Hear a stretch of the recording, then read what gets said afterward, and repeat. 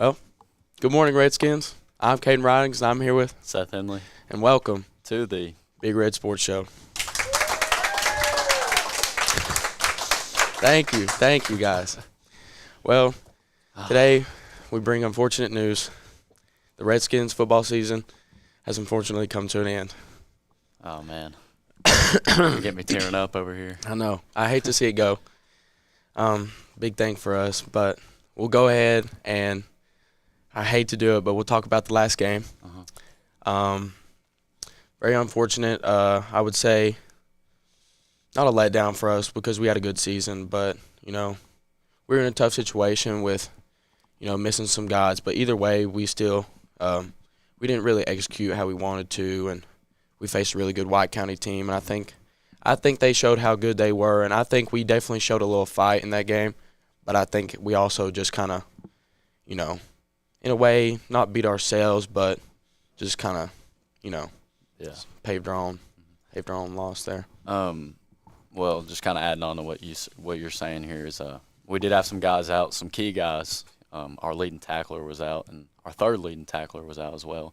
And a key young buck named Zay McAllister missed the last game. We had to shift some guys around really quick, and they didn't really know how to do their job. So offensively, we couldn't really get anything going. But one thing that I am proud of, and that is that we went out, and I say we play a pretty good game defensively, even though we had two guys on defense that sat out due to concussion. My man here, he had 15 tackles that game. The general who we had, Ep.4, ended up with 17, and a couple other guys just playing their – I would say all 11 guys on the field were playing their hearts out, especially on defense, just not want to give up, which is something that we didn't really see last year and something that our special guest was very disappointed that he didn't see last year at the end of the season. But this year I think that it wasn't the same way. So yeah, if I were to leave one positive and a very big negative is that I wouldn't say we quit. Yeah. I think that was a big thing, all year. Moving on from the game, just more really into the season, starting the show, as late as we did. There was quite a few games that we really never got to cover. But I think the people around Loudon, kind of know what kind of team we were this year. Yeah. I think we shocked a lot of people. Okay. I don't know if a lot of people expected, undefeated season from us. But, that's something I'll never forget. And definitely – outside of football, this is memories I'll have forever. Oh, yeah. Even, just practices, the little things. I mean, as seniors, I know I'm going to miss it. I know you'll miss it. It's just, different things like that. There are so many different things we encountered this season as a team, each game, that just, helped us in ways I never thought like we would need. Just going from facing adversity and, early in the season, like when playing Lenore City, and, and we're facing that adversity all game, and then we still found a way to win. Right. And then I think that helped set us up for the rest of the year because we were just able to, we just channeled to a different level. I just felt like we were able to find a different gear, and I think that allowed us to, move on throughout the rest of the year and always have that grit defensively. I think that was a big thing for us all year was our defense. Oh, yeah. And I think in a lot of games, our defense and that energy in those big games that we won rolled over into offense, and I think that's a big key in a successful team. Yes, we took really big pride in our defense. I think that one thing that was special about this group is that we were senior heavy, and that we were a tight group. We were all good friends, and we kind of came into the season with a chip on our shoulder because, like Caden said, not many people thought that we were going to go undefeated. I mean, even some of the coaches thought we were going to be bad. So we go into every game with a chip on our shoulder. We'd play really tough defense. And when teams like Lenore City would put us in their gym, we didn't like it. Okay, we wanted a locker room. We wanted hospitality. And when we went on the road and they didn't give us that, we didn't like that. Okay, and we ended up going 10-0. Winning the region championship down away at Red Bank on Halloween night. Some of the memories I will never forget, 100%. Definitely, never. Just overall, great season. Just something to always look back on. Oh, yeah. I mean, it's something you never forget it. It's not Ever. just the games that we won. It's more just all the extracurriculars like the pregame meals, the Right. practices, even the walkthroughs, just Yeah, and I mean, it goes as far as like even just the relationships you build. Mhm. Like as much as I could sit here and make fun of coaches or do anything, this is relationships or memories that I'll never forget. I love every single one of my coaches, and then the relationships that I've built with each and every one of them, and each and every one of my teammates, to where we can just go out there on the field and we just enjoy ourselves and just we're focused on having fun. Yeah, we're focused on having football and doing a job and executing and all that, but we do it while we have fun, and that's a big thing for me. Is it was always fun. I never felt like a loss of energy or anything like that. And if there was any little thing, I felt like we were really good at always just rallying it back in and bringing it back together. We did a great job of holding each other accountable and reeling it back in, like you said. I think this group, we did it the right way, and that's why we kind of had the season we had. Is that we didn't have much depth this year, but the super talented guys that we did have, we did it the right way. I agree. We were disciplined. We listened to the coach. We weren't back talking all the time. We weren't getting ejected. We didn't have many penalties, I felt like. But yeah. Well, is it that time? I think it's that time. It's the time to introduce the man. It's time. The myth and the legend. Jeff Harig. Come in. Coach Harig! Squeeze by. Backwards. Yeah, there you go. I'm more of a right-hand guy when it comes to having this. Nonetheless, what a honor it is to be on this set. Man, you guys are doing a great job. We're glad to have you. Means a lot. Sure. That we got you to come out. We just want to start. We usually do the interview every week, but most of the times it's a player. But with season coming to an end, unfortunately, last week we wanted to bring you on the show. Just kind of touch on the season, just kind of see your inputs and your ins and outs, and really what you think's the big deal. So, first question that we got is, as a coach, kind of stick with what I usually ask. As a coach, what's something that you see from the sideline that sometimes, I know you hear those parents sometimes yelling at you. You got to hear it. Parents never shut up, dude. What is one of those things that you see that parents can never really see? Like you just. I think a lot of my generation, your generation for sure, the video game mentality to think, hey, why can't we just call this play? And when you play the video game, all you got to do is hit, that's the play I want, and those guys on the screen execute it. As you guys know, all that we put into practice, and man, some of them dudes up front, they got to be able to run that play. And so when you think of why don't we run this or why don't we run that, because it works in video games, it works on TV, those guys are professionals, the mentality that we can just call a play and it's going to work all of a sudden because it works everywhere else is probably the hardest thing to do. Defensively, you can call stunt and one guy breaks free and makes a play. But on offense, all 11 guys got to work in unison, and one breakdown by one guy can throw it all away. And so I think that's the biggest misconception people in the stands have. I understand. To elaborate on that, I think that I do hear a couple people in the stands calling, why are we calling the same play over and over again? I think that they don't understand that we're setting something else up. But for future references, if you're a fan watching this show, we are setting something up. Remember that. We're running the same play on purpose to maybe get a big shot down the field or break a run loose. So yeah, we're tired of hearing that. And another thing that we were, I know you guys, we were a defensive team. That was the strength of our team, but we got a lot of what I call flavor of the week defensively, where we saw them in a certain look on film for 2 or 3 games, and then all of a sudden when they play us, they're in something totally different. And so it takes a few possessions to get everybody back on the same page, because some of those offensive linemen, and you guys both, you play offense and defense. It's very hard to get adjustments made when you guys are always out on the field and never on the sideline. So, sometimes offense is a lot more difficult than defense. Yeah. Did you expect that from our team? To do what?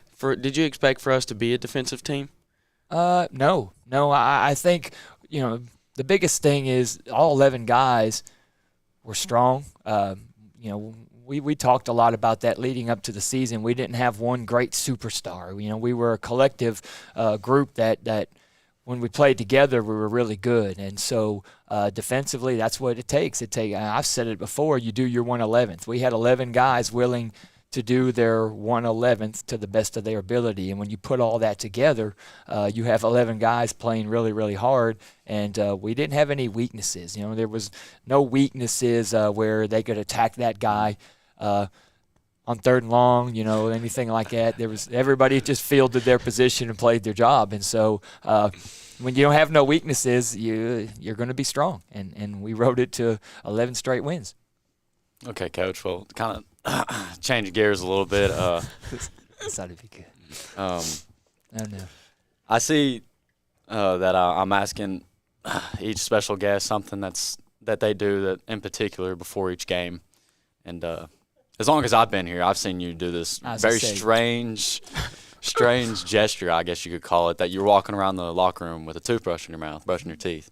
Every time. And, every time. I want to ask, how long have you been doing that, man? I mean, you've been coaching for. So, we started having some success, I don't know, as a head coach, I guess, 2005, 6. And so they would come interview you after games or even sometimes in game when it was on TV. And I always just didn't feel fresh. So brushing my teeth gave me a fresh feeling. I could talk to people. I didn't have my cotton dry mouth. So nonetheless, that was a habit I started many years ago. And probably 20 years ago, 15, 20 years ago, and it's worked and been something I do. Even on away games, I got to pack my toothbrush. So Gosh. Even the coaches have superstitions, guys. Yes. How long you been coaching? Like 40? Yeah. You're getting old. I'm getting old, no doubt about it. Okay, another one. Okay. How about, let's see. What are some of the best qualities you think of our team? Like leadership, because I personally think that our leadership improved, from last year to this year. 100%. What's something that you notice as a coach? It's the biggest thing was you all. It's a coach phrase: control the controllables. As a coach, I want guys, whether they're great or not, talent-wise doesn't matter. You want guys that are going to go perform and bring their talents, whatever that talent is. If I know that they're going to bring it, I can make a plan to make the most of our team. And so you guys as a group, whether it was in the weight room, in the off-season, conditioning sessions, whatever, y'all brought it every time. And so the biggest thing that I always remember is how you all controlled the controllables until we didn't. Last Friday you all were talking about that. Uncharacteristic turnovers.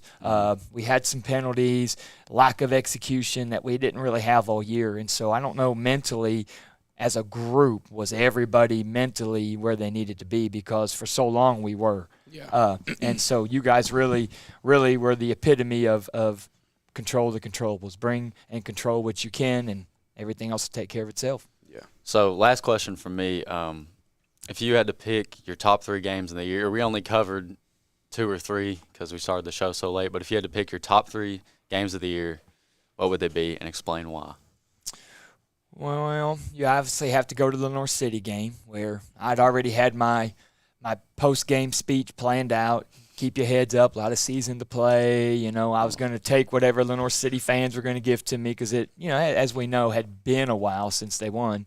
That day is going to come at some point. So Lenore City was one that I'll remember. Obviously, going down there and overcoming, being down 13-12 to beat Red Bank and finish the season undefeated. And then the Stone game. I was going to say. I got to reading and really thinking about it. I think it was the biggest comeback in school history. I don't know of a time that we were down more than 14-0, with the threat of going down 21-0 right there staring us in the face. And we made a play, got a turnover, and outscored them 33-7. And so those 3 games will be ones that stick with me when I'm an old man sitting around telling everybody how good I was as a head coach someday.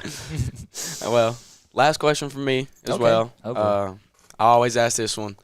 And as a coach, it might be a little different from players and what we normally see. Pre-game meal. I know you're in there with us, and get a little something to eat. What's your favorite? My favorite pregame meal. Well, I like to keep things simple. I think whether it be grilled chicken and a baked potato and a salad, that's my favorite. But I have simple taste buds, and I'm a routine kind of guy. All that stuff that sometimes we eat sits a little too heavy on my stomach. So I'm a keep it simple kind of guy. All right. Well, all right. That's what we love to hear. Touch on a little something else. Basketball season coming up. That's right. Shift gears. We hate to see football go, but basketball season's coming up. Now, y'all going to cover? Is this show Of here to course. stay? Oh, yeah, the show will go We're on. here to stay. 100%. Even next semester?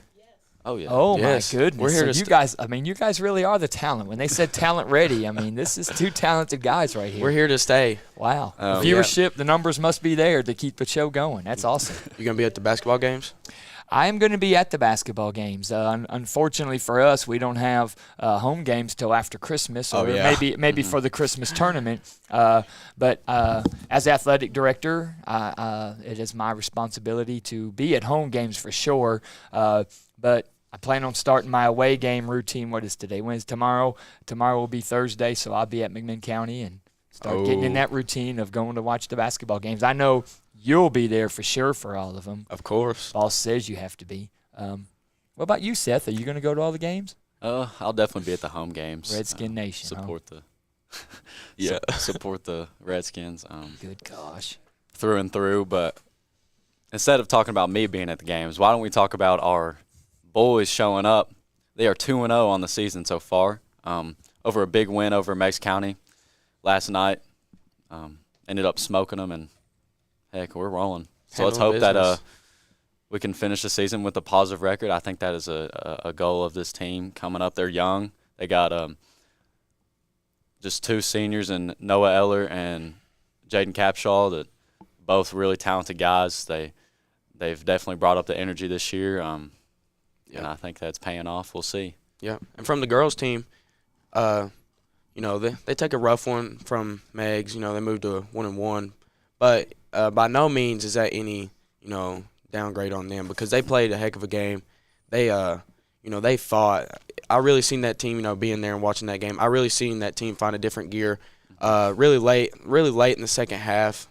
They showed a sense of hope, and I think that's something we can look forward to moving in the rest of the show and just seeing what basketball does. But with that being said, I'm Caden Ridings. I'm Seth Henley. And thank you for tuning in on the Big Red Sports Show.